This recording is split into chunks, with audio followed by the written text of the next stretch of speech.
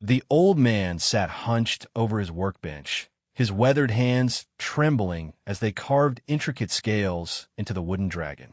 Outside his workshop in the mountain village of HFY, the morning mist clung to the steep slopes like ghostly fingers.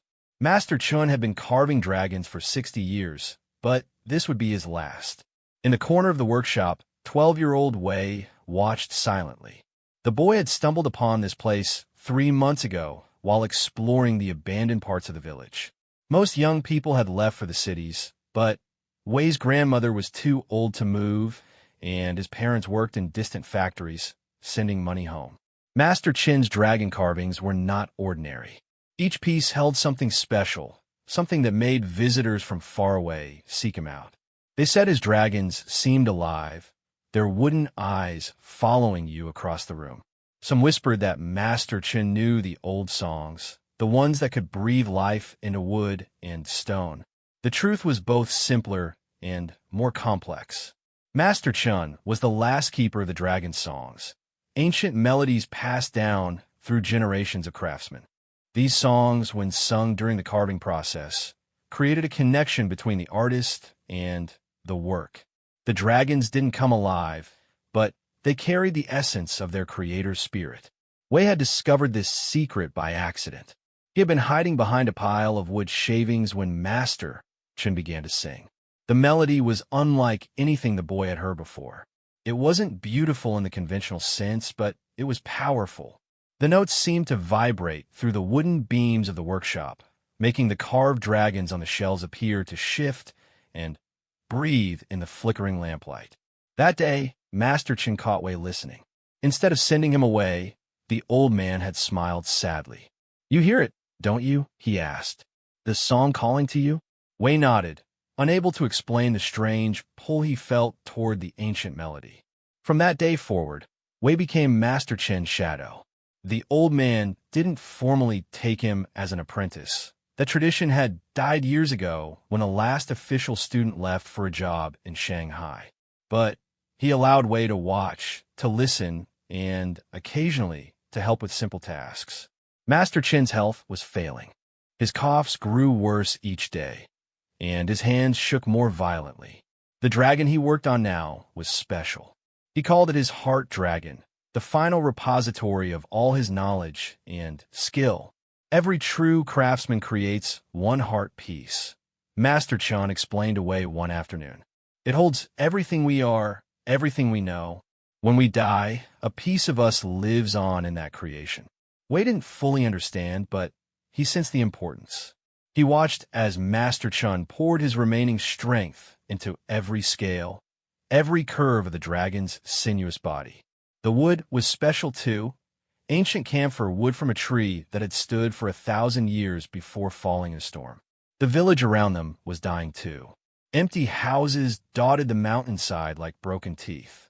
The school had closed 2 years ago when the last teacher retired. The old traditions were fading like morning mist under the harsh sun of modernization. Master Chin knew he was racing against time. Not just his own mortality, but the death of an entire way of life.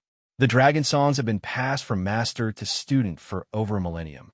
Each generation added their own variations, their own understanding. But Master Chun had no true heir. He looked at Wei sometimes with a mixture of hope and despair. The boy had the ear for it, that was clear. He could hear the subtle variations in pitch that most people missed. He understood instinctively when a note should rise or fall. But Wei was just a child, and learning the dragon songs properly took decades. One evening, as purple shadows crept across the workshop floor, Master Chun made a decision. "Wei," he called, his voice barely above a whisper. "Come here." The boy approached, and Master Chun placed a gnarled hand on his shoulder. "I'm going to teach you something. Not everything. There isn't time for everything. But enough. Maybe enough to keep the dragons from disappearing entirely." Wei's eyes widened. He had hoped, but never dared to ask. "The songs are not just melodies," Master Chun began. "They are memories. Each note carries the weight of generations. When you sing them, you must feel that weight. You must understand that you are not just one voice, but a chorus of all who came before. The lesson began that night and continued every evening after. Master Chun taught Wei the simplest of the dragon songs first, a lullaby-like melody that was used when carving baby dragons, toys meant to protect children from nightmares. Wei struggled at first. His young voice cracked and wavered. The notes felt foreign in his throat, but gradually something shifted. The song began to flow more naturally, as if his vocal cords were remembering something they had always known. Master Chin smiled when he heard the change. "Yes," he whispered, "the dragons are beginning to recognize you." As autumn deepened into winter, Master Chin's condition worsened. Some days he could barely rise from his bed. On those days, Wei would sit beside him and practice the song softly. Master Chun would correct him with tiny gestures, a raised finger for a note too high, a lowered palm for one too low. The heart dragon remained unfinished on the workbench. Master Chun had completed the body and most of the head, but the eyes remained blank, waiting. The eyes must be last, he told Wei. They must be carved while singing the most powerful song, the song of first breath. Only then will the dragon truly see. Wei knew Master Chun was saving his remaining strength for that final act. Each day, the old man seemed to fade a little more, becoming translucent like the rice paper windows in the workshop. One cold morning, Wei arrived to find Master Chun collapsed beside the workbench. The boy ran for help, but the nearest neighbor was a 20-minute climb down the mountain. By the time they returned, Master Chun was conscious but clearly failing. "The dragon," he whispered to Wei. "The eyes." Wei understood. Master Chun would not live to complete his heart dragon. The last of the dragon song masters would die with his greatest work unfinished. Unless Master Chin's eyes met Wei's. In them was a question, a hope, and a terrible burden. He was asking the impossible for a 12-year-old boy who had been learning for mere months to complete the work of a lifetime. "I can't," Wei whispered, tears streaming down his face. "I don't know the song of first breath. You haven't taught me." Master Chin's lips moved soundlessly. With tremendous effort, he raised one trembling hand and placed it over Wei's heart. Then he pointed to the dragon. Wei understood. The song wasn't something that could be taught. It had to come from within. It had to be born from the connection between the singer and the sung to, between the creator and the created. As Master Chin's breathing grew shallower, Wei made his decision. He picked up the carving tools with shaking hands. He had watched Master Chin work countless times. He knew the physical motions. But without the proper song, the dragon would remain just wood. Wei closed his eyes and reached deep within himself. He thought of all the moments in the workshop, all the lessons, all the stories Master Chun had shared. He thought of the weight of tradition, the loneliness of being the last, the desperate hope of continuation. And then, from somewhere beyond thought, a melody began to form. It wasn't the song of first breath. That secret had died with the masters before Master Chun. But it was something new, something that belonged to Wei alone. A song born from a boy's love for an old man and his dying art. Wei began to sing. The notes that emerged were high and clear, carrying the innocence of youth, but also something deeper. As he sang, his hands moved the carving tools with surprising sureness. The dragon's left eye began to take shape under his inexperienced but inspired touch. Master Chin's eyes widened as he listened. This wasn't the traditional song, but it was something else, something perhaps even more precious. It was evolution. It was the tradition adapting, surviving, transforming to meet a new age. With the last of his strength, Master Chin began to hum along. His voice was barely audible, but it provided a deep undertone to Wei's clear melody. Together, the dying master and the unlikely apprentice created something that had never existed before, a hybrid song bridging past and future. The left eye was complete. Wei moved to the right eye, his voice growing stronger. The workshop seemed to pulse with energy. The carved dragons on the shelves appeared to lean in, listening. Even the wind outside stilled, as if nature itself was holding its breath. As Wei carved the final detail of the right eye, Master Chen's humming stopped.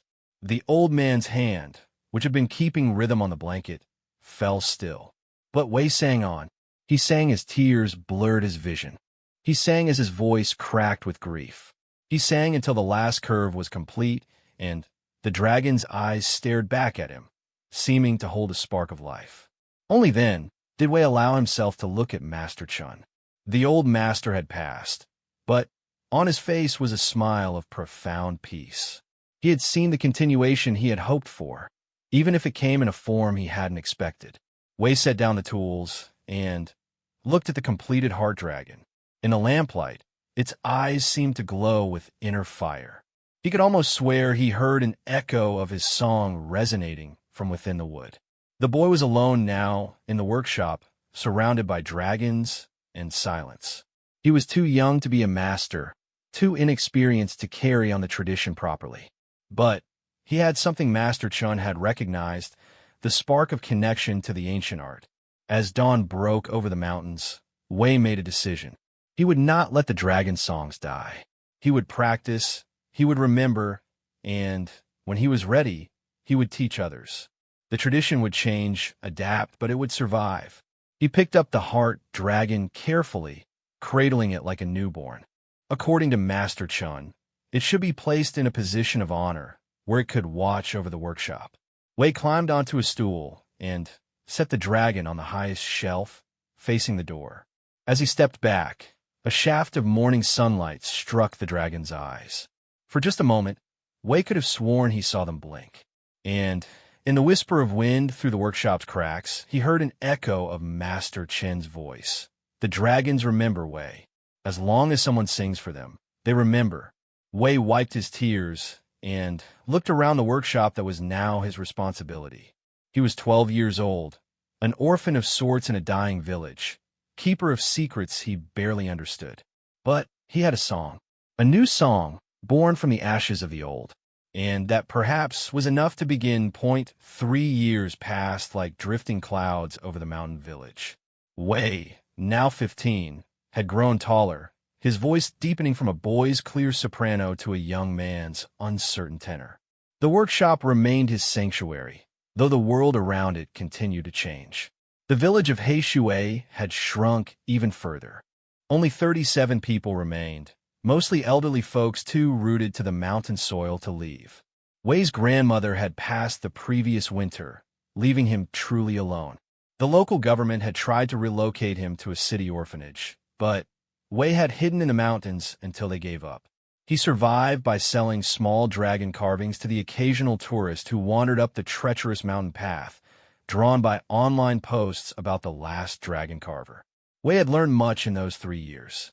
Not from any teacher, but from trial and error, from the ghosts of knowledge that seemed to linger in the workshop's tools and wood shavings. He discovered that different woods responded to different variations of his song. Pine dragons were playful, requiring a lighter melody. Oak dragons were serious, demanding deeper tones. The bamboo dragons he carved for children needed songs that sparkled like mountain streams. But he had never attempted another heart dragon. That sacred camphor wood dragon still watched from its high shelf, eyes that seemed too knowing for mere carved wood. Sometimes late at night, Wei talked to it, sharing his struggles and small victories. He knew it was foolish, but the dragon felt like his last connection to Master Chun. One humid summer evening, everything changed.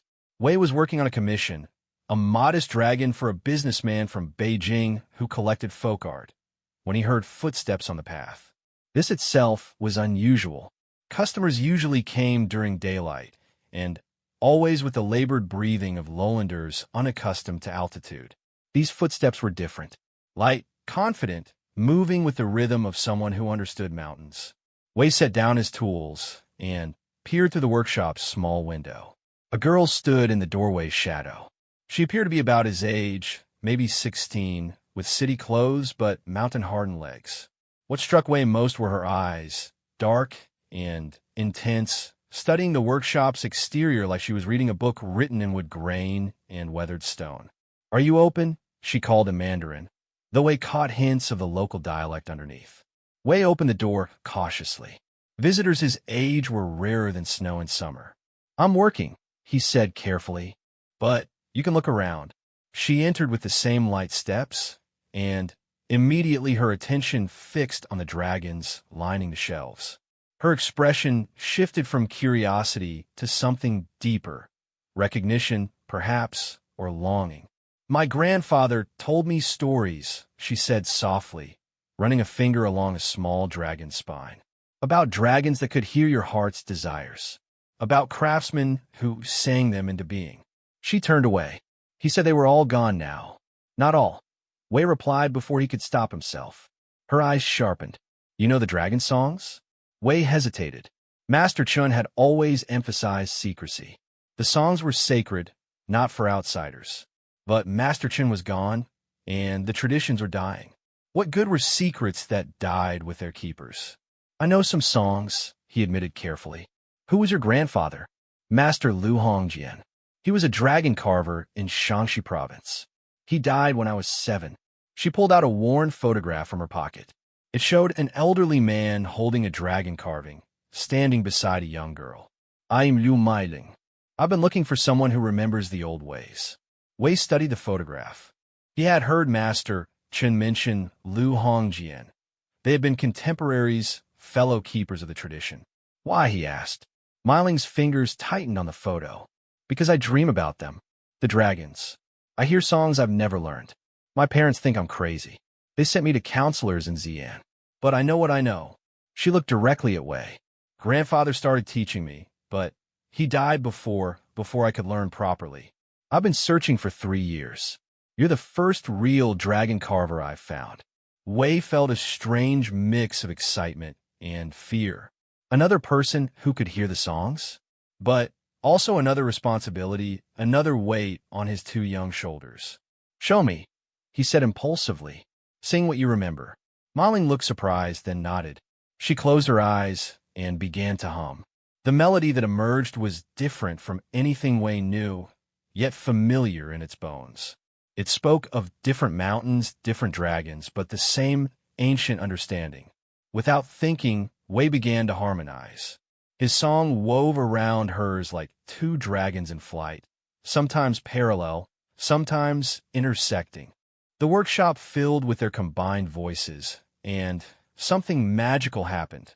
The carved dragons seemed to shimmer, their wooden surfaces catching light that didn't exist. They sang until the melody found its natural end. When they opened their eyes, both were breathing hard, as if they'd run up the mountain. "That was—" Meiling stopped, unable to find words. "I know," Wei said. He didn't know. It was connection, recognition, the meeting of 2 streams that had diverged centuries ago, but still remembered their common source. Meiling stayed. Not that night. She had a room at the lone guest house in the lower village, but she returned each dawn. Wei taught her his hybrid songs, the ones born from his desperation and Master Chen's death. She shared fragments her grandfather had whispered to her in his final days. Together, they began to piece together something larger. They discovered that the dragon songs weren't meant to be preserved unchanged like insects in amber. They were living things meant to grow and adapt. Each generation of carvers had added their own understanding, their own innovations. Master Chun was wrong, Wei said one afternoon as they worked side by side. He thought he was the last because he was looking backward. But the tradition doesn't end, it transforms. Meiling nodded, her hand steady as she carved her first complete dragon under Wei's guidance. "My grandfather said something similar near the end. He said the dragons don't care if we sing the old songs perfectly. They care that we sing with true hearts." As summer turned to autumn, their work evolved. They began experimenting, combining their different regional traditions. Meiling's grandfather had known songs for dragons of the earth and harvest. Master Chun had specialized in dragons of the sky and storm. Together, Wei and Meiling created dragons that bridged both realms. Word of their work spread in unexpected ways. A travel blogger, hiking through remote villages, stumbled upon their workshop. The photos she posted Two teenage artists surrounded by dragons that seemed impossibly alive went viral on social media. Suddenly, Wei and Miling found themselves inundated with visitors. Not just customers, but young people fascinated by the idea of ancient traditions surviving in modern forms. Some came for selfies and left, but others lingered, drawn by something they couldn't name. Among these was Zhou Kai, a university student studying traditional music. He had perfect pitch and an academic understanding of ancient Chinese musical modes. "What you're doing isn't historically accurate," he said after listening to them work. Wei bristled, but Miling touched his arm. "You're right," she told Zhou Kai. "It's not historically accurate. It's currently alive. There's a difference." Zhou Kai considered this, then asked, "Can you teach me?" They taught him. They taught Lin Xiaoli, a sculptor from Guangzhou who felt her modern art was missing soul. They taught American-born Chinese teenager David Chun, who barely spoke Mandarin, but whose hands understood would like a native language. The workshop, built for one master and perhaps an apprentice, grew crowded. They expanded into the abandoned house next door, then the one after that. The dying village found new life as young people arrived, drawn by videos and blog posts about the Dragon Song revival. Not everyone approved. Academic purists denounced them as corrupting ancient traditions. Government cultural preservation officials arrived, insisting that any teaching of traditional crafts required proper certification and oversight. "We should stop," Wei said one night after a particularly difficult encounter with bureaucrats. "We're not real masters. We don't have the right." Miling found him sitting beside Master Chen's heart dragon, shoulders slumped with the weight of doubt. "Wei," she said gently, "look at what we've built. 15 students now from 5 different provinces and 3 different countries. Dragons being carved with new songs, new understanding. Is that not what Master Chen would have wanted? He wanted the traditions preserved correctly," Wei argued. "No, Mei Ling countered. He wanted them preserved. The correctly part was his fear speaking. But you told me yourself, in his last moments, he recognized your new song." He smiled. Wei touched the heart dragon's base, feeling the smooth camphor wood. As always, warmth seemed to emanate from it, though logic said that was impossible. "There's something else," Miling continued. "Something I haven't told you. Remember how I said I dream about dragons? Well, lately, I've been dreaming about a specific dragon. A great dragon, the last of its kind, sleeping somewhere in these mountains. And in my dreams, it's waiting. Waiting for what? For its heart to return. For someone to sing it awake." She looked at the heart dragon on its shelf. "I think Master Chen knew more than he told you. I think the heart dragon isn't just a memorial. It's a key." Wei felt a chill despite the warm night. Local legends spoke of dragons in the mountains, but he'd always assumed they were just stories to attract tourists. "That's impossible." "Is it?" Miling gestured around the transformed workshop. 6 months ago, would you have believed any of this was possible?" Before Wei could answer, a new voice joined their conversation. "She's right, you know." They spun around to find an elderly woman standing in the doorway. Wei recognized her. Grandmother Yao, the oldest person in the village, said to be over 90, though no one knew for sure. "Grandmother Yao," Wei said, standing respectfully. "What do you mean?" The old woman entered slowly, her cane tapping on the wooden floor. "My great-grandmother was a dragon singer too. Not a carver. Women weren't allowed, but a singer. She told me stories the men didn't know. About the last true dragon, heart-wounded and sleeping, waiting for the songs to call it home. She reached into her worn jacket and pulled out something wrapped in silk. She gave me this before she died. Said to keep it safe until the young singers came again." She unwrapped the silk to reveal a dragon scale, iridescent and impossibly beautiful. She said when the time was right, the heart dragon would know its match. With trembling hands, she held the scale up toward the shelf where Master Chen's heart dragon sat. The scale began to glow, a soft, warm light that pulsed like a heartbeat.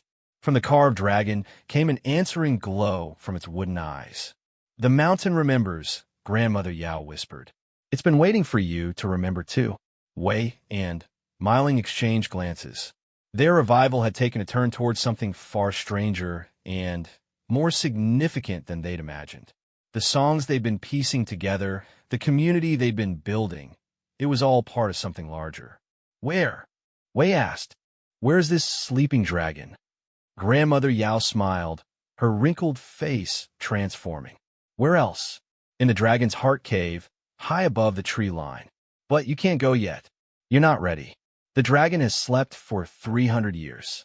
It can wait a little longer while you learn what you need to know. She left the scale with them and departed as mysteriously as she'd arrived. Wei and Miling stood in the workshop, staring at the softly glowing scale and the responsive heart dragon. Our students, Miling said finally. We need to tell them. Tell them what? That we're not just reviving a craft tradition, but possibly awakening an actual dragon. Miling grinned, the expression making her look even younger than her 16 years. Why not? If we're going to change the world, why not change it completely? Wei found himself smiling back. The weight of tradition, the fear of doing things wrong, the doubt about their youth and inexperience, it all seemed suddenly less important than the possibilities shimmering before them.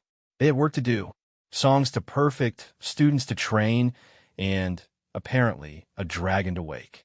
The tradition was transforming indeed into something neither Master Chun nor the old masters could have imagined. But perhaps that's what traditions did when they were truly alive. They grew beyond their origins, surprising even those who carried them forward. Like dragons, they slept through dark ages and awoke to new dawns, fundamentally themselves yet utterly transformed. Wei picked up his carving tools with renewed purpose.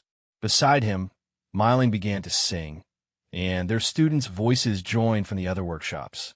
The dragon scale pulsed with each note, and, high on its shelf, the heart dragon's eyes burned brighter. Somewhere in the mountains above them, something ancient stirred in its sleep, dreaming of songs it had almost forgotten how to hear. The winter morning arrived crisp and clear, the kind that turned breath into small dragons of mist. 2 years had passed since Grandmother Yao's revelation, and the village of HFY had transformed beyond recognition. What had once been a dying collection of empty houses now thrummed with life. 47 students lived and worked there, learning the dragon songs and adding their own voices to the ancient melodies. Wei, now 18, stood before the assembled group in the main workshop. The space had been expanded 3 times, walls knocked through to create a great hall where dragons of every size and style gazed down from shelves and alcoves. At the center, on a specially built platform, sat Master Chen's heart dragon, the scale Grandmother Yao had given them suspended beside it in a glass case. Today, Wei announced, his voice carrying the authority that 2 years of teaching had given him, we climbed to the dragon's heart cave. A ripple of excitement and nervousness passed through the gathered students. They had all heard the stories, felt the pull of the legend. Many had experienced strange dreams as their connection to the dragon songs deepened, dreams of flying, of ancient skies, of a great presence waiting in the darkness. Miling stood at Wei's side, no longer the uncertain girl who had arrived seeking her grandfather's legacy. At 18, she had become a master in her own right, her innovations in combining regional song traditions already attracting academic attention. We prepared for 2 years, she added. Our songs are strong. Our hearts are ready. But remember, we go not as conquerors, but as healers. The dragon, if it exists, has been wounded by centuries of silence. We offer our voices as medicine. The group they had selected for the climb consisted of their 12 most advanced students, each chosen for their unique gifts. Zhou Kai, whose academic knowledge had evolved into intuitive understanding. Lin Xiaoli, whose sculptures had begun to move people to tears. David Chun, who despite his linguistic struggles had developed a way of singing that transcended language itself. They began the ascent at dawn, carrying Master Chen's heart dragon in a specially crafted backpack. The scale glowed brighter with each meter of elevation gained, pulsing in rhythm with their footsteps. Wei led the way, following paths grandmother Yao had described, markers that only made sense if you knew the old stories. A rock shaped like a sleeping cat, 3 pines growing from a single root, a stream that sang in harmony with the wind. The climb took 6 hours. As they rose above the tree line, the modern world fell away. No cell phone signals reached here, no sounds of civilization. Only the wind, their breathing, and increasingly a strange humming that seemed to come from the mountain itself. "Do you hear that?" David asked, pausing to catch his breath in the thin air. They all heard it, a deep thrumming, like the mountain's heartbeat, growing stronger as they climbed. The dragon's heart cave appeared just as grandmother Yao had described, a narrow opening in a sheer cliff face, barely wide enough for a person to squeeze through. But the scale in Wei's pack was now glowing so brightly it shone through the fabric, and the heart dragon felt warm against his back. "Whatever happens," Wei said, looking at each of his companions, "we've already succeeded. We've brought the songs back to life. We've created a community. If there's no dragon in there, if it's just a cave, we've still won." Myling squeezed his hand. "There's a dragon," she said simply. "I can feel it dreaming." They entered single file, Wei first with the heart dragon, Myling behind him with the scale. The passage was tight and dark, requiring them to feel their way forward. But gradually it widened, and a faint light appeared ahead. Not daylight, but something else, a phosphorescent glow that emanated from the cave walls themselves. The passage opened into a vast chamber, and they all stopped, breathless. The dragon was real. It lay coiled in the center of the cavern, and, even in sleep, it was magnificent beyond imagination. Scales the size of dishes reflected the cave's eerie light, creating rainbows in the air. Its body was as thick as an ancient tree trunk, coiled upon itself in a spiral that spoke of centuries of patient waiting. But what drew their eyes was the chest area, where scales had fallen away to reveal what looked like crystallized flesh beneath, a wound that had never healed. "The heart wound," Myling whispered. "The legends said the last dragon was struck by lightning meant for a human child it was protecting. The child lived, but the dragon retreated here to sleep until its heart could be healed." Wei carefully removed Master Chen's heart dragon from his pack. The wooden carving was glowing now, too, its eyes bright as stars. The scale in Myling's hands pulsed in response. "How do we—" Zhou began, but Wei raised a hand for silence. "We sing," he said. "We sing everything we know, everything we've learned, everything we've created. We sing not the old songs or the new songs, but all songs woven together as they were meant to be." They arranged themselves in a circle around the sleeping dragon. Wei placed the heart dragon on the ground before the wounded area, and Myling set the glowing scale beside it. Then, with a deep breath, Wei began. He started with the first song Master Chen had taught him, the simple lullaby for children's dragons. His voice, now mature and strong, gave the ancient melody new power. One by one, the others joined, each adding their own learned songs, their own innovations. Myling's voice rose above the others, carrying the earth's songs of her grandfather's tradition. Zhou added the mathematical precision of classical modes. Lin Xiaoli sang wordlessly, her voice becoming pure emotion. David's contribution defied description. It was feeling made sound, understanding beyond language. The cave began to resonate with their combined voices.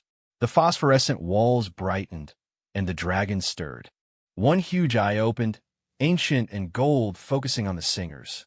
There was no fear in that gaze, only a deep, patient sadness.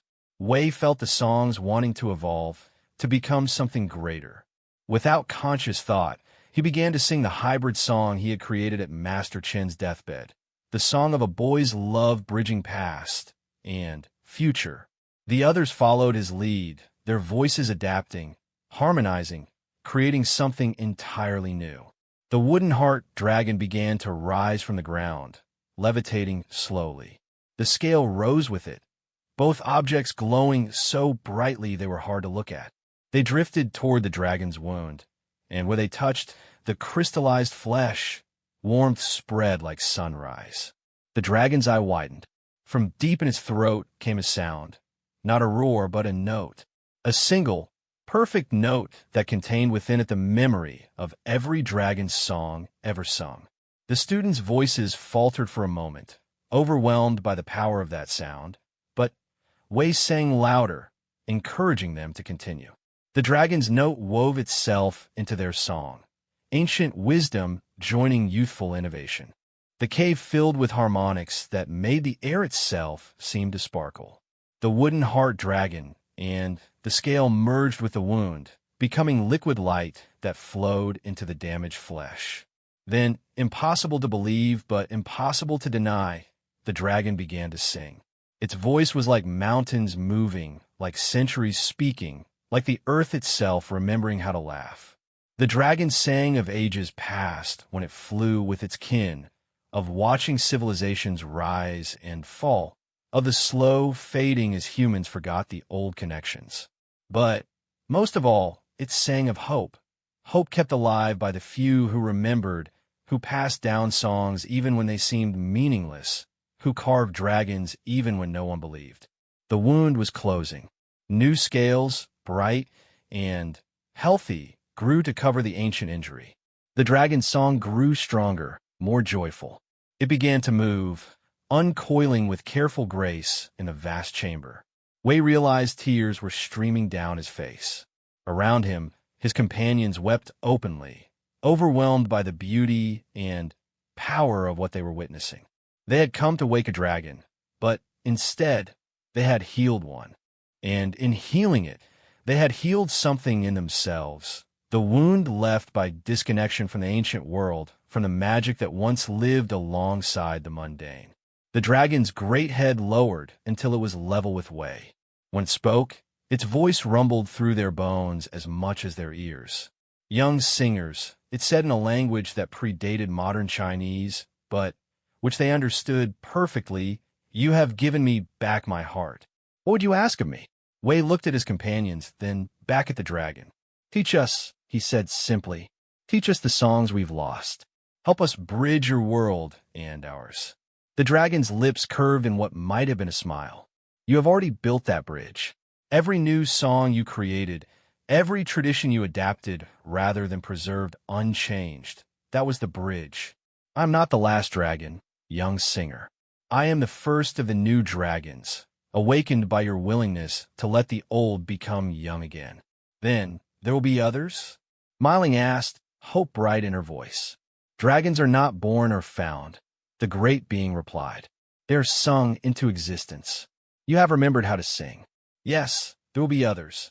In your carvings that breathe with life. In your students who will teach their students. In every heart that remembers magic is not lost, but only sleeping.